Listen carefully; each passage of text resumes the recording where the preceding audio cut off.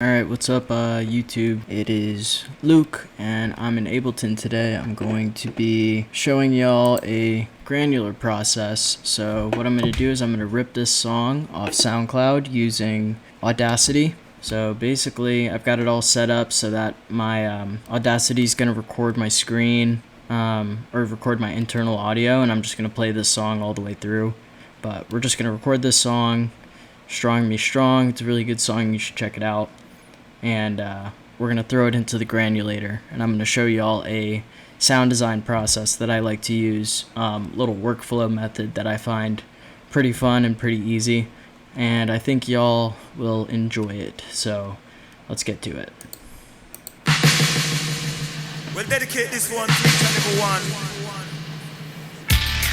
Boys and girls, vote, and with the Queen Lana, can become number one lord. Pull up your man at the microphone stand, cause till the yellow. And chop it down a little bit.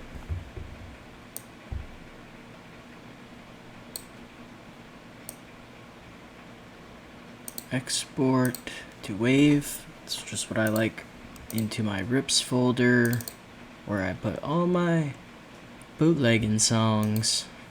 Exporting. So now we're in Ableton. I'm going to just delete these three because I don't need them. I'm going to keep that one audio track just because I do need it.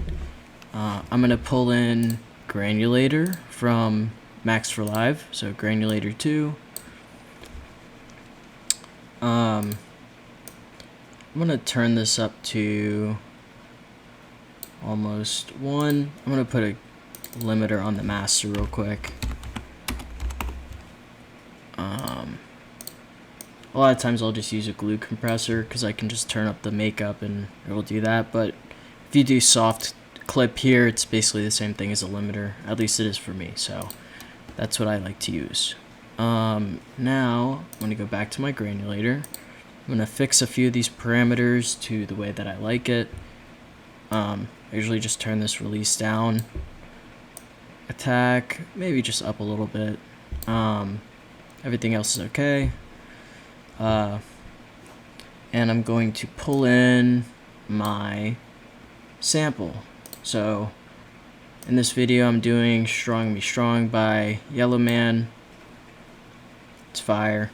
I want to see what it sounds like inside the granulator. Alright, so first step in my process is done. I've got granulator, I've got my sample, I've got my parameters set.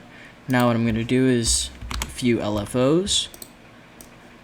So I'm just going to do 4 so I can show you where I like to map them and how I like to map them. So when I'm doing sound design, I like to, at least with the granulator, I really like to do this random setting and just see what happens. It's the least amount of work on my end. And I like to do just 1 bar rates for all these so I can get like a nice repetitive sample. You'll see what I'm saying in a second. Yeah, so you can kind of hear just like what the granulator does.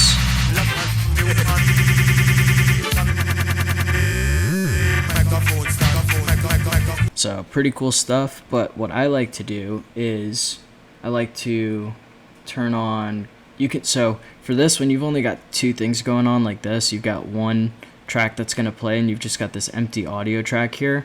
What I'm going to do is take the audio that outputs from channel 1 into channel 2. So you can do that by either resampling or just inputting the channel 1 into channel 2. So that's what I'm going to do here, is just put channel 1 into channel 2. I'm going to turn both these on because I don't have anything pre-recorded up here.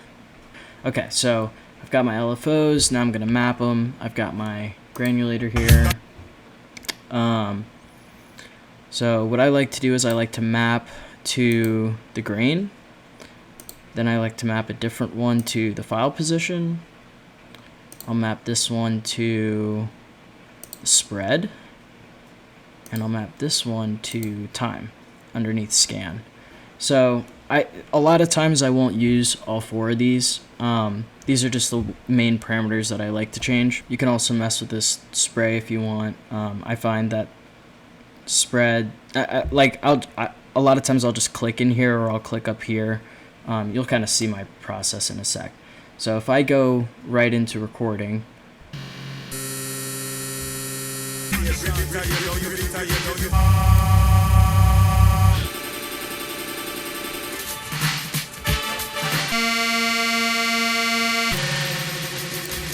so quick tip, I like to turn this grain parameter down to somewhere between 60 and 70, just because that's where I like the repetitions to end. I don't like them to get too much more than that. It gets a little screechy, a little tonal for me. And if it's too low, I don't really get the granular effect out of it. So I like to bring this up to about somewhere like 3, 4, 5, 6% on the bottom end, and usually around like 69, because 69. This file position, sometimes at the end there's this little part here that's doesn't really matter, so I'll bring that down to maybe 90. Just kind of use your own discretion based on your sample that you're using.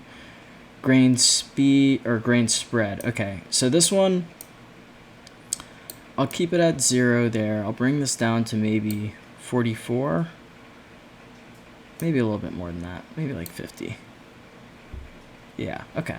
Yeah, that looks good. That way it gets like near 100, sometimes a little bit over. Time, this one, I might just keep it at 100 and just mess with the depth if I feel like it. Alright, so now for the fun part. I'm literally just going to hold down C on my keyboard and let it record. So I'm going to get rid of all this nonsense. Might as well just delete these and show you what it sounds like. So I'm just going to let this play out, record a bunch of sounds, and that's basically the process. And I'll show you a little bit afterwards about how to sample it out.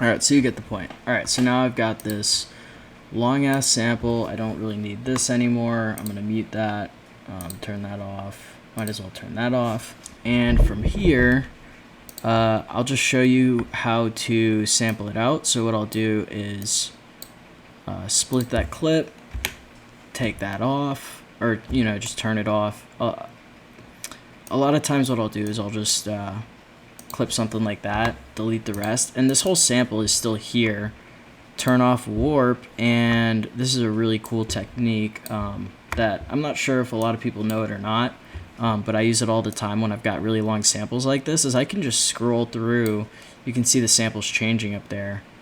So if I have this little 1 bar loop,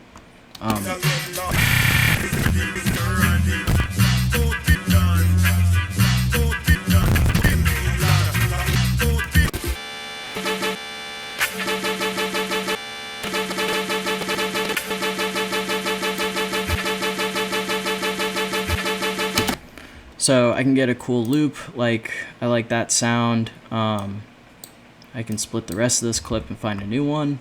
I'm gonna turn down this tempo to a tempo that I like, 75. Extend the rest of this clip back out. So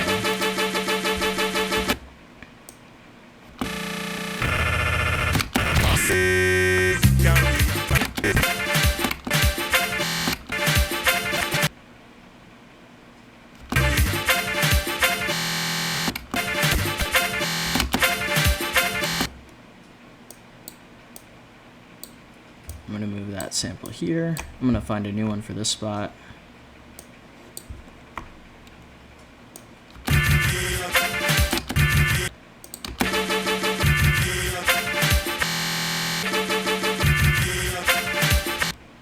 Alright, maybe I don't really like that sample, so I can see that's the beauty of this technique, is you just get a long ass sample like this and you can just play around.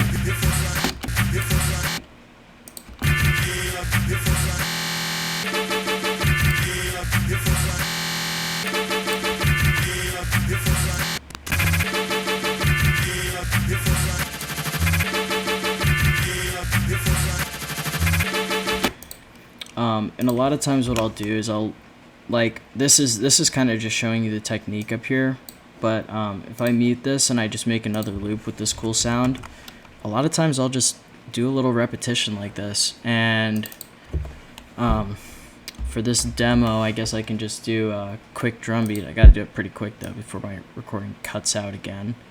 So little dubstep beat. Let me get a snare. Oh god, we're getting close. That's fine. Alright.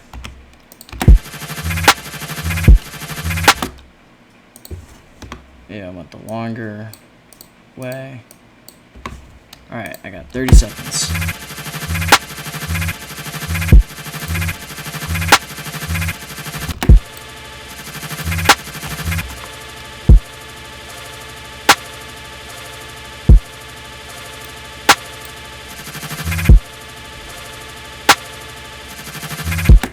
And that's pretty much it, y'all.